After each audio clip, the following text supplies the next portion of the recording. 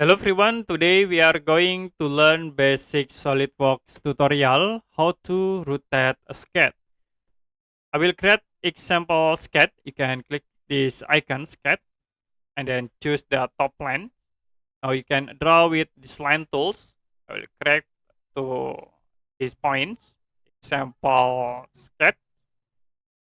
And then to rotate this sketch, you can click on move entities, click on drop down menu and then choose the rotate entities. For the entities, I will delete this selected and we select again these all entities. For center of rotation, I will click at this point and then you can rotate by clicking at this option. I will move to the top to rotate like into 14 degree, or you can type into 30 degree and then press enter to apply. So the object will be rotated into 30 degree. You also can change for the center rotation in here, like I will set into this point, center rotation.